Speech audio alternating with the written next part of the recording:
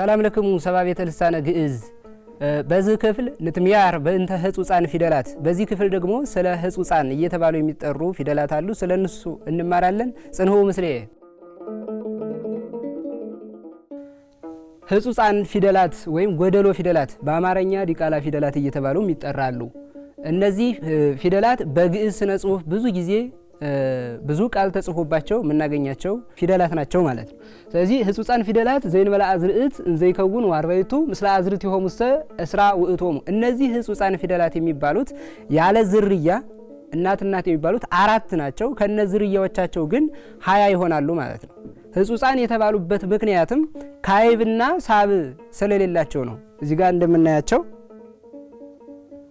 እዚህ ጋር ቆ ይላል። ይሄ ካይብ የለውም። እንዘልና ሳለስ ላይ ቁይ ይላል።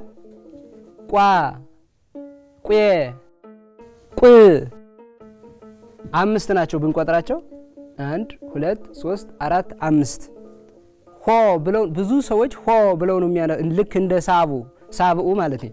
ይሄኛው ግን አፍ መከበብ የለበትም ሲነገር ይሄ አፍ አይከበብም። ሆ ሲል ግዕዝ ስለሆነ ልክ እንደ ግዕዝ ፊደላት ሆ ይላል ማለት ነው። ሁይ ይቺ ሳልስ ናት። ኋ ሁ ሁ ይላል። አሁን ቅርጻቸውን በደንብ መመልከት ይጠበቅብናል። ይቺ ሁይ ሳልስ ናት። ይቺኛዋ ግን ሳድስ ናት ማለት ነው። ሁ ትባላለች። ይሄ ሁይ ሁ።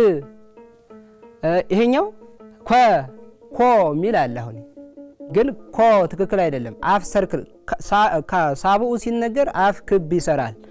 ኮ ሲል አፍ ይከበባል። ይሄኛው ግን አፍ አይከበብ ሲነገር ኮ ነው የሚለው። ከዛ ኩይ ኳ ኩ ኩ ሳድሷ። ይህንንም በደንብ መመልከት ያስፈልጋል። ኩይ ይላል ኩ። ሌላኛው ይሄኛው ጎ። አሁን ይሄ ጎ እና ጎ ልዩነት አለው። ይሄ ጎ ነው የሚል ጎ የሚል 7ኛው ፊደል ነው። ስለዚህ ጎ ጉ ናት። እቺ ቅርጿን በደንብ ያት ጓ ጉ ጉ እቺ ሳድስ ናት ማለት ነው። ሳድስ ትባላለች። በእነዚህ ፊደላት ብዙ የተጻፉ ቃላትን እናገኛለን። ለምሳሌ ሆለቆ የሚል ግስ እናገኛለን። ሆለቆ ማለት ቆጠረ ማለት ነው። ሁልቁ ብለን ቁጥር የሚል ቃል እናገኛለን። እንደገና ረጉነኮ በእነዚሁ አሁንም የሚጻፍ ሐቄ ወገብ የሚል አማርኛ ትርጉም ያለው ቁይጽ ጭን ኩይናት ሁሉ ብለን ስንጽፍ እነዚህን አሁን ያየናቸውን ህጹጻን ፊደላትን እየተጠቀምን እንጽፋለን ማለት ነው። ሌላኛው ፊደላት ዘወፁ እምነ ፊደላተ ግዕዝ የአማርኛ ፊደላት እየተባሉ ይጠራሉ። ግን እነዚህ ፊደላት ሙሉ በሙሉ የአማርኛ ፊደላት ናቸው ማለት አንችልም። ለምን? እዚህ ጋር የአማርኛ ፊደላት የሚባሉት በተለምዶ 7 ናቸው። እዚህ ጋር ሸ፣ ቸ፣ ኘ፣ ኸ፣ ዠ፣ ጀና ጨ ናቸው። አንዳንዶቹ ቨን ይጨምሩታል። ቨ በኋላ የመጣ ነው። ጊዜውም በ19ኛው መቶ ክፍለ ዘመን እንደ ቴሌቪዥን አይነት ቃላትን ለመዋስ የተጨመረ ፊደል ነው። ስለዚህ ወባሂቱ ሸ የሚለው ፊደል ከሰ የወጣ ነው።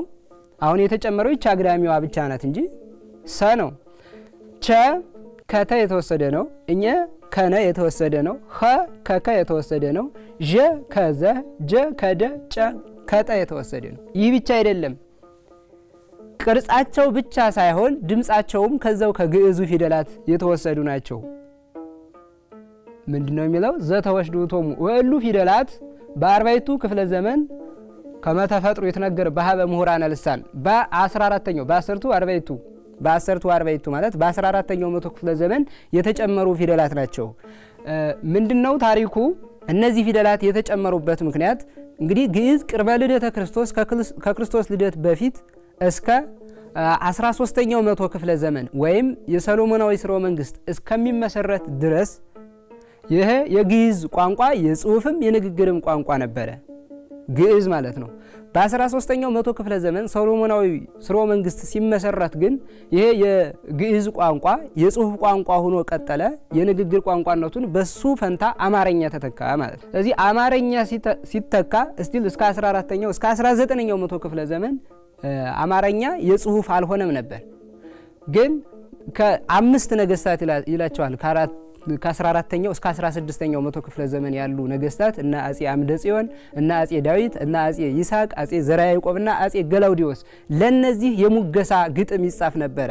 የሙገሳ ግጥም ታዲያ ይህ ግጥም ሲጻፍ ሙሉ በሙሉ ከአማርኛ ከግዕዝ ነፃ ያወጣ አይደለም። ግን እነዚህ ላይ ያየናቸው ፊደላት እነ ሸ፣ ቸ፣ እኘ፣ ዠና ጀ እንዲሁም ጨ ተጨምረው ተጽፈው ተካተውበታል በጽሁፉ ማለት ነው። ግን ሙሉ ለሙሉ አማርኛ ነው ማለት አይቻልም። ከዛ በፊት አሁን ያየናቸው ፊደላት አይታወቁም ነበር። በዛ ጊዜ ተጨመሩ ማለት ነው። ከግዕዝ ስነ ጽሁፍ ተካተቱ ማለት ነው። በዚህ ጊዜ ምን ተፈጠረ? በተለምዶ አሁን ሞክሸ እያልን የምንጠራቸው ፊደላት ተፈጠሩ። እነዚህ ፊደላት ቅርጻቸው ብቻ ሳይሆን ድምጻቸውም ከዛው ከግዕዙ ፊደል የተወሰዱ ናቸው ማለት ነው። ድምጻቸውን እንመጣባቸዋለን። እስኪ ዝርያቸው እስከነ ዝርያቸው እንደዚህ ይመስላሉ። ዛሬ ያየናቸው እንዳጠቃላይ ስናጠቃልለው ህጹጻን ፊደላት ወይም ጎደሎ ፊደላት በአማርኛው ዲቃላ ፊደላት እየተባሉ የሚጠሩት እነ ቆ፣ ሆ፣ ኮ እና ጎ እነዚህን አይተናል። ከዛ በተጨማሪ የአማርኛ ፊደላት በተለምዶ እየተባሉ የሚጠሩ እነሱም ከዛው ከግዕዝ የተወሰዱ የአማርኛ ፊደላት ናቸው። የተወሰነ የቅርጽ ጭማሪ ተደርገው እንደገቡ አይተናል።